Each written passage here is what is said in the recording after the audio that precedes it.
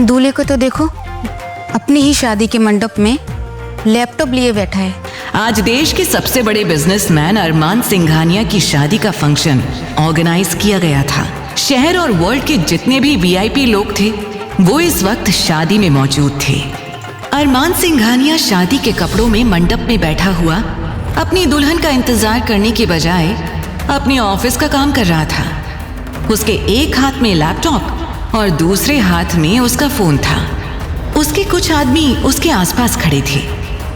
अरमान सिंघानिया को देखकर सभी इस बात का अंदाजा अच्छी तरह से लगा रहे थे कि अपनी शादी के दिन भी उसे काम से फुर्सत नहीं थी।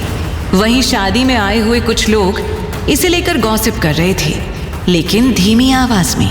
पर मुझे ये बात समझ नहीं आ रही कि अरमान ने एक गरीब फैमिली की लड़की के साथ शादी करने का फैसला क्यों लिया, क्योंकि इसके इतना अमीर, हैंडसम, गुड लुकिंग पूरे शहर में नहीं है। ये चाहे तो एक से बढ़कर एक अमीर लड़की इसके साथ शादी करने के लिए तैयार है। तो ये सोच के हैरान हो कि अरमान शादी के लिए मान भी कैसे गया। तुम्हें याद नहीं, 1 साल पहले एक मॉडल ने भरी महफिल में अरमान को प्रपोज कर दिया था, तो उसने बिना किसी की परवाह किए उसका पूरा कैरियर, उसकी पूरी ज़िंदगी बर्बाद कर दी। और वो लड़की कौन है जो अरमान सिंघानिया से शादी के लिए तैयार हो गई? अब जो भी हो, हमें क्या, धीरे से बात करो। अरमान या उसकी फैमिली हमें बात करते सुन लेना तो हमारी भी लाइफ बर्बाद कर देगा। अरे विवाह का शुभ मुहूर्त निकला जा रहा, दुल्हन को बुलाइए। बुलाइए ना बिटिया को। हाँ। अब दुल्हन को बुलाने वाली बात सुनकर सामने खड़ी हुई एक औरत जल्दी ही 2-3 लड़कियों को लेकर दुल्हन के कमरे की ओर जाने लगी। लेकिन जैसे ही वो दुल्हन वाले कमरे की ओर बढ़ी, दुल्हन के पापा ने तुरंत ही उनका रास्ता रोक लिया। आई एम सॉरी, आप लोग दुल्हन को लेने जा रहे थे क्या? आप लोग यहीं पर रुकिए, मैं अपनी बेटी को लेकर आता हूँ। थोड़ी तैयारी बाकी है ना, आप लोग रुकिए। ऐसा कहकर उन्होंने बात टाल दी और वापस से लड़कियों को शादी के मंडप की ओर भेज दिया। उन सब से कुछ दूरी पर खड़ा एक बूढ़ा आदमी बड़ी ही हैरानी से ये सब कुछ नोटिस कर रहा था। वो शख्स कोई और नहीं बल्कि अरमान सिंघानिया के दादाजी आलोक सिंघानिया थे, जिनके कहने पर ही अरमान सिंघानिया ये शादी कर रहा था। और क्योंकि उनकी आखिरी ख्वाहिश यही थी कि वो अपने पोते की शादी अपनी आंखों से देख सकें, इसलिए आलोक सिंघानिया ने अरमान की शादी तय कर दी थी। और शादी के लिए उन्होंने अपने ही ऑफिस में काम करने वाले एक क्लर्क मिस्टर मनोज मल्होत्रा की बेटी को चुना था। मिस्टर मनोज मल्होत्रा की बेटी का नाम प्रियंका था। प्रियंका को अरमान से मिलाया गया था और उसे बताया गया था कि अरमान की शादी प्रियंका से ही होगी। प्रियंका ज्यादा खूबसूरत नहीं थी, लेकिन वो किसी और से प्यार करती थी। साथ ही साथ उसकी जिंदगी में अपने कुछ सपने थे। वो जिंदगी अपनी शर्तों पर जीना चाहती थी। लेकिन जितना उसने अरमान के कारनामों के बारे में सुना था, उसके बाद से उसे अरमान से काफी ज्यादा डर लगने लगा था। अरमान को लड़कियों से एक तरह से चिढ़ थी, और ये चिढ़ क्यों थी, इसके उसके अपने रीजंस थे।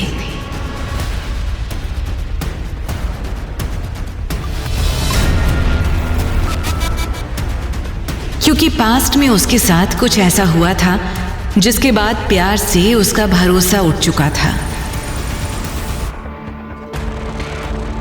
जिसकी वजह से अब उसकी जिंदगी में सिर्फ पैसा कमाना सबसे ज्यादा जरूरी बन गया था। और उसी की बदौलत आज सिंघानिया इंडस्ट्रीज पूरे देश की नंबर 1 इंडस्ट्री थी। अब जैसे ही बिना दुल्हन के वो औरतें वापस आईं, आलोक जी को कुछ गलत होने का एहसास हुआ। कहीं कुछ गड़बड़ तो नहीं है? मुझे दुल्हन के कमरे में जाना होगा। वो बिना कोई हलचल किए उस कमरे की ओर जाने लगे जिस कमरे में प्रियंका यानी कि दुल्हन मौजूद थी। और जैसे ही वो वहां गए, उन्होंने देखा कि कमरे में किसी के रोने की आवाज आ रही थी, और बिना दरवाजे पर दस्तक दिए तुरंत अंदर चले गए। अंदर आकर उन्होंने देखा कि एक बहुत ही खूबसूरत और प्यारी सी लड़की का हाथ मनोज जी यानी कि प्रियंका के पापा ने पकड़ रखा था, और साथ ही साथ प्रियंका की माँ उसे मार रही थी। ये सब क्या हो रहा है यहाँ? आलोक जी की रौबदार आवाज गूंजते ही सभी हैरानी और डर से आलोक जी को देखने लगे, और वो लड़की जिसका हाथ मनोज जी ने पकड़ रखा था बुरी तरह से रोने लगी। तभी आलोक जी फिर से बोले, ये लड़की कौन है? इसे ऐसे मार क्यों रहे हो? प्रियंका कहाँ है? अरे पंडित जी मंडप पर उसे कब से बुला रहे हैं? कोई बताएगा प्रियंका कहाँ गई है? अगले ही पल मनोज जी और साथ ही उनकी पत्नी सीमा जी दोनों सिर झुकाकर खड़े हो गए और सीमा जी धीमी आवाज में बोली, माफ कीजिएगा सर, प्रियंका यहाँ नहीं है। आलोक जी हैरान हो गए। उनका गुस्सा काफी ज्यादा बढ़ चुका था। वो बोले, ये क्या बकवास है मनोज? क्या तुम भूल गए कि तुम हमारी कंपनी में एक छोटी सी नौकरी करते हो? तुम इस तरह से हमारी इज्जत नहीं उछाल सकते हो, खिलवाड़ नहीं कर सकते उसके साथ। सच सच बताओ बात क्या है? अब जैसे ही आलोक जी ने ये कहा, मनोज जी की पत्नी सीमा आगे आई और मासूम सी शक्ल बनाकर रोने का नाटक करते हुए कहने लगी, मैं बताती हूँ सर कि बात क्या है। बात दरअसल ऐसी है कि आपके इतने बड़े से घर में हमारी बेटी की शादी हो रही थी। इस बात से हम काफी ज्यादा खुश थे, इसलिए तो मैंने गांव से अपनी ननद की इस अनाथ बेटी को भी बुला लिया था। काफी समय पहले इसके माँ बाप एक कार एक्सीडेंट में मारे गए। अब ये गांव में अपनी नानी यानी मेरी माँ के साथ रहती है। हमने सोचा कि शादी वाला घर है, शादी ब्याह में आएगी, हाथ बटाएगी हमारा, और इसने बिल्कुल वैसा ही किया। हल्दी मेहंदी सारे फंक्शंस में इसने बढ़ चढ़ के हिस्सा लिया। लेकिन आज जब हमने इसे प्रियंका को बुलाने भेजा तो इस लड़की ने आकर बताया कि प्रियंका तो यहाँ है ही नहीं, वो भाग गई है। और हमें पूरा यकीन है सर कि इसी लड़की ने प्रियंका को भगाया है, इसी लड़की ने। ऐसा कहकर सीमा आस्था पर इल्जाम लगाने लगी। मासूम आस्था रोने लगी। उसने रिक्वेस्ट करते हुए सीमा जी से कहा, नहीं मामी जी, मैंने कुछ नहीं किया, आपको कोई गलत फहमी हो रही है। मामी जी, जब मैं प्रियंका दीदी को लेने कमरे में गई थी तो वो कमरे में मौजूद ही नहीं थी। आप प्लीज मेरी बात का यकीन कीजिए, मैं बिल्कुल सच कह रही हूँ। ऐसा कहकर आस्था रोने लगी। रोने की वजह से उसकी खूबसूरत सी नाक एकदम टमाटर के जैसे लाल हो गई थी, जिसमें वो रोती हुई और भी ज्यादा खूबसूरत और प्यारी लग रही थी। तभी आलोक जी मनोज और सीमा पर गुस्सा होते हुए बोले, मुझे कुछ नहीं सुनना है, ये शादी आज ही होगी। और अगर ये आज शादी नहीं होती है पूरा सिंघानिया अंपायर बर्बाद हो जाएगा। और तुम सब अच्छी तरह से जानते हो कि इसके बाद अरमान तुम सब लोगों की क्या हालत करेगा, क्योंकि वो सब कुछ बर्दाश्त कर सकता है लेकिन अपने परिवार अपने बिजनेस पर कोई भी दाग बर्दाश्त नहीं कर सकता। अब मनोज और सीमा दोनों एक दूसरे की शक्ल देखने लगे थे। तभी अचानक सीमा आगे आई। आस्था का हाथ पकड़कर, हमें पूरा यकीन है सर, इसी लड़की ने कुछ ना कुछ गड़बड़ की है और अब इसकी भरपाई भी यही करेगी। सर आप कहते हैं तो अभी की अभी इसे शादी का जोड़ा पहना के हम मंडप में बिठा देंगे सर, आप बस हुक्म दीजिए। अचानक सीमा जी की बात सुनकर आस्था की हालत खराब हो गई। वो घबराते हुए बोली, ऐसा कैसे कर सकते हैं मामी जी, मेरे में कुछ सपने हैं, मैं डॉक्टर बनना चाहती हूँ, आप मेरे साथ ऐसा नहीं कर सकते। मामी जी आपको पक्का कोई गलत फहमी हुई है। मैंने आपको कहा ना, जब मैं प्रियंका दीदी को लेने के लिए कमरे में गई थी वो वहाँ मौजूद ही नहीं थी। मामी जी मैं गांव से शहर प्रियंका दीदी की शादी अटेंड करने आई थी, उनको भगाने के लिए थोड़ी ना आई थी। आपको गलत फहमी हुई है मामी जी, मैंने कुछ नहीं किया। आलोक जी बड़े ही ध्यान से आस्था की ओर देख रहे थे।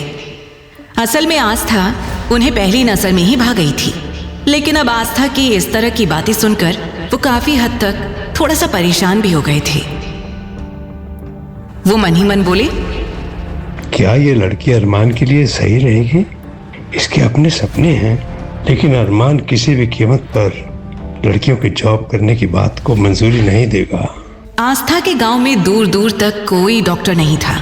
जब उसके माता पिता के साथ वो हादसा हुआ था और उनकी मौत हो गई, तब से आस्था ने कसम खा ली थी कि उसकी जिंदगी का इकलौता मकसद डॉक्टर बनना ही है।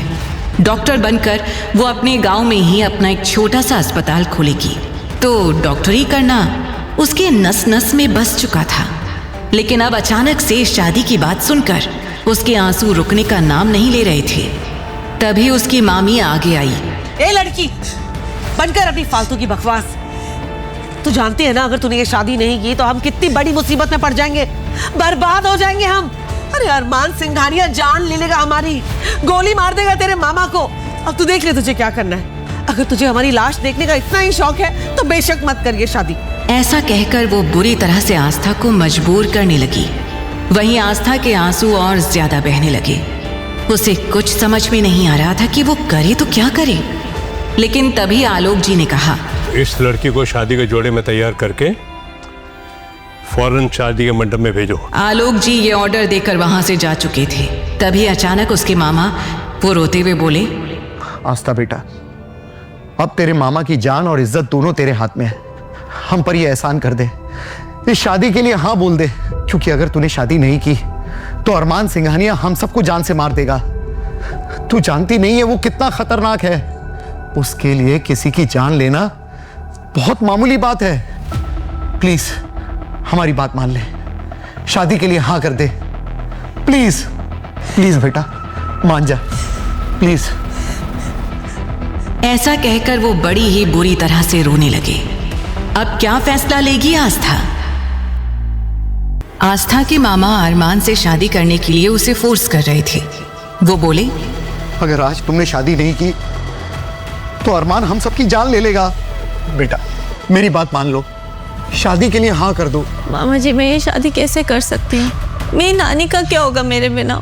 मनोज जी जल्दी से उसे समझाते हुए बोले, आस्था बेटा, तुम्हारी नानी मेरी भी माँ है।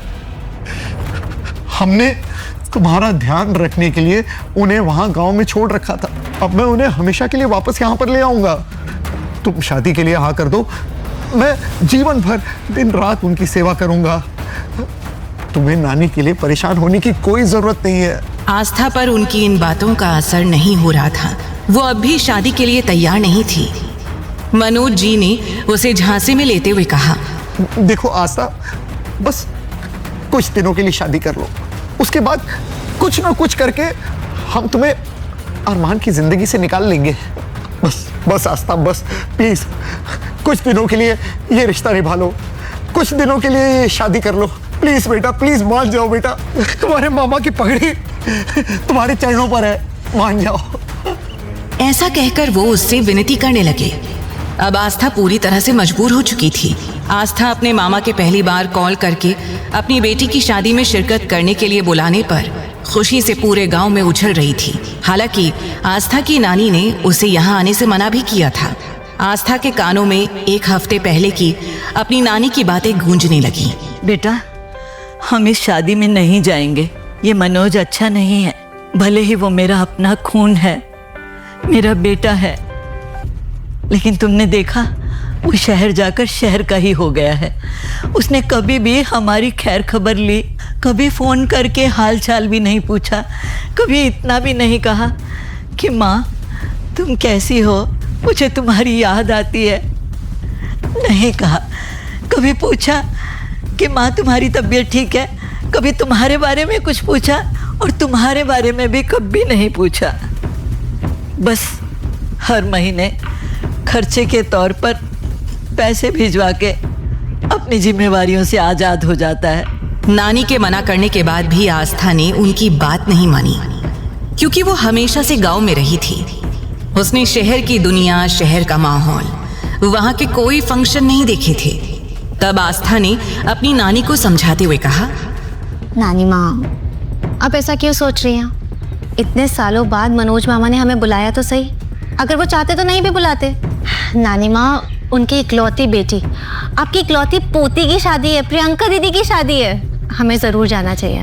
अगर हम उनके खुशी में शामिल नहीं होंगे तो कौन होगा? नानी माँ प्लीज़ ना, मान जाइए, प्लीज़ प्लीज़ प्लीज़ मान जाइए। नानी चलिए ना, प्रियंका दीदी की शादी है, प्लीज़ नानी प्लीज़, बहुत मज़ा आएगा। जब आस्था ने अपनी नानी को बहुत समझाया, अच्छा ठीक है, चलेंगे हम शादी में। थैंक यू सो मच नानी, थैंक यू। और दोनों शादी में जाने के लिए निकल गईं। वो दोनों प्रियंका की हल्दी से 2 दिन पहले ही शहर में पहुंच गईं। शहर आकर आस्था ने शहर का माहौल देखा। वो बहुत खुश हो रही थी।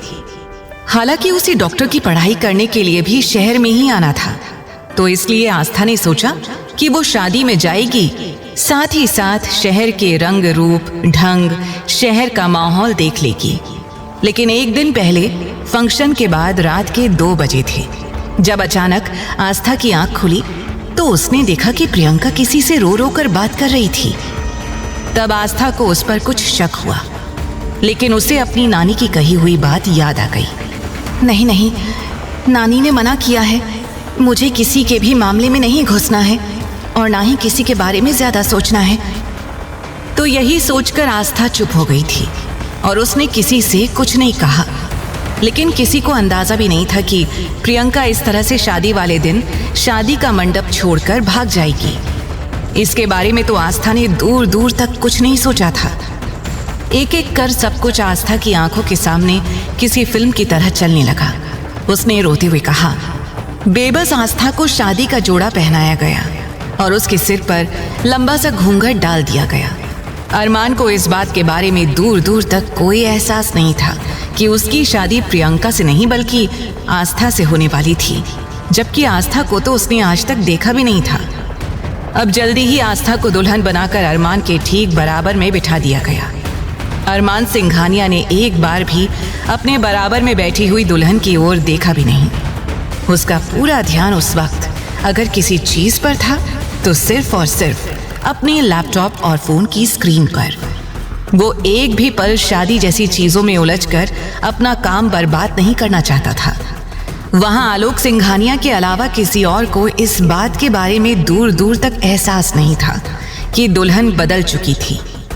जल्दी ही अरमान सिंघानिया ने फॉर्मेलिटी पूरी करते हुए 7 फेरे कंप्लीट कर लिए और साथ ही साथ आस्था की मांग में सिंदूर भर दिया और मंगलसूत्र भी पहना दिया। आस्था का दिल फट रहा था। अरमान सिंघानिया ने एक बार भी ये जानने या देखने की कोशिश नहीं की कि उसकी बीवी कैसी दिख रही थी। लेकिन जब वो आस्था को मंगलसूत्र पहना रहा था तब आस्था के आंसुओं की कुछ बूंदें उसके हाथ पर गिरी। तब जाकर अरमान को थोड़ा अजीब लगा और उसने एक पल के लिए शादी के जोड़े में सजी हुई अपनी दुल्हन की ओर देखा। लेकिन लंबा घूंघट होने की वजह से वो उसका चेहरा नहीं देख पा रहा था। मंडप के पास 4 लड़के अपनी नजर झुकाए खड़े हुए थे। उस शादी के हॉल में अरमान सिंघानिया के बाद उस शादी में सबसे हैंडसम चेहरा कोई था तो वो 4 लोग ही थे। उनमें से एक अरमान सिंघानिया का कजन ब्रदर और 3 बचपन के चाइल्डहुड फ्रेंड्स थे जो कि बहुत बड़ी बड़ी पोस्ट पर थे। उनमें से एक फेमस डॉक्टर था जो कि अरमान सिंघानिया का दोस्त था और स्पेशली उसके साथ शादी अटेंड करने के लिए वहां आया था। तभी दादाजी उनके पास जाकर खड़े हो गए और पूछते हुए बोले, क्यों भाई, शादी ब्याह में आए हुए या किसी शोक सभा में? ये मुंह का लटका हुआ है क्या दादाजी, आपने भाई की तो शादी करा दी। मेरा इकलौता दोस्त था वो, क्या क्या नहीं सोचा था मैंने उसकी शादी के लिए। लेकिन आपने तो हमें बिल्कुल भी मस्ती नहीं करने दी और इसलिए हम आपसे बोलेंगे भी नहीं है। ऐसा कहकर आकाश ने फिर से मुंह बना लिया। दादाजी हंसते हुए बोले, अच्छा ये बात है। तुम सब अपना मूड ठीक कर लो, एक बार घर वापस चलो ना, तो वहां पर जाकर जो तुम्हें मस्ती करनी है कर लेना, मैं बिल्कुल नहीं रोकूंगा। वाकई में दादा क्या आप आप हमें पार्टी करने से नहीं रोकेंगे? तो ठीक है, आज रात फिर पूरी पार्टी करेंगे। पार्टी दादाजी, लेकिन आपको वादा करना पड़ेगा, आप हमें डांटेंगे नहीं। सुमित जो कि शहर की अच्छी खासी कंपनी की बड़ी पोस्ट का सीईओ था, दादाजी ने उसे तिरछी आंखों से देखते हुए कहा, तुम्हें देखकर लगता नहीं कि तुम्हारी कंपनी में 100 लोग तुम्हारे नीचे काम करते होंगे। अब तक बचपना नहीं गया इनका। अरे कब बड़े हो गए, ग्रो अप। तुम्हारे दोस्त अरमान की तो शादी हो रही है, अब मैं तुम सबकी भी शादी करवाऊंगा, फिर देखता हूँ कैसे मस्ती करते हो। अब जैसे ही दादाजी ने उन चारों की टांग खींची, वो चारों बुरी तरह से मुंह बनाने लगे और तभी उनमें से ध्रुव आगे आया और कहने लगा, अरे दादाजी, हमारी शादी वादी मत करवाइए आप। अरे अभी तो हमारे खेलने कूदने के दिन है ये, और उन शादी वादी के चक्कर में हमें बर्बाद थोड़ा ही होना है। क्यों भाई हो? और वैसे भी हमारी उम्र क्या है, 25-30 साल के लोंडे तो है अभी। अरमान भाई की आपने शादी करा दी, देख लो अपनी बीवी से ज्यादा प्यार तो फोन और लैपटॉप से करता है। ध्रुव ने ये बात मजाकिया लहजे में कही थी, लेकिन दादाजी के एक्सप्रेशंस बदल गए। दादाजी ने गुस्से में कहा, अपनी बकवास बंद करो और दफा हो जाए यहाँ से। दादाजी ने एक लंबी गहरी सांस ली और वहां से चले गए। ध्रुव कंफ्यूज होकर बोला, खैर ये सब छोड़ो, शादी तो जबरदस्ती हो गई, लेकिन भाभी का वेलकम कौन और कैसे करेगा? हाँ यार, ये तो हमने सोचा ही नहीं। और वैसे भी अरमान को देख के तो लगता नहीं है कि वो भाभी पे बिल्कुल भी ध्यान देने वाला है। और वैसे भी उसने ये शादी सिर्फ दादाजी के लिए की है, इस बात का हम सबको ध्यान रखना चाहिए। बड़ी साहब, इसमें इस लड़की की सारी जानकारी है। इधर आस्था के बारे में सभी चीजें जानने के लिए अरमान के दादू आलोक सिंघानिया ने उसकी पूरी जन्म कुंडली अपने हाथों में मंगवा ली थी। जैसे ही आलोक जी की नजर आस्था के माँ बाप की डिटेल्स पर पड़ी, जो कि एक्सीडेंट में मारे गए थे, तो आलोक जी के चेहरे के भाव बदल गए। पहले मैंने सोचा था कि इस लड़की को 2-4 दिन के बाद तलाक दिलवाकर आजाद करवा दूंगा, लेकिन अब नहीं। ये जिंदगी भर अरमान सिंघानिया की पत्नी बनकर ही रहेगी। दादाजी को ऐसी कौन सी बात पता चली है आस्था के बारे में, जिसके बाद वो आस्था को हमेशा के लिए अपने पास रखने के लिए मजबूर हो गए? और अरमान को जब दुल्हन बदलने की सच्चाई पता चलेगी, तब क्या होगा? क्या होगा इस शादी का अंजाम? आगे की कहानी जानने के लिए देखें अगला एपिसोड सिर्फ पॉकेट एफएम के YouTube चैनल पर। और तेरे इश्क में के सारे एपिसोड्स को सुनने के लिए डिस्क्रिप्शन में दी लिंक से डाउनलोड करें पॉकेट एफएम ऐप।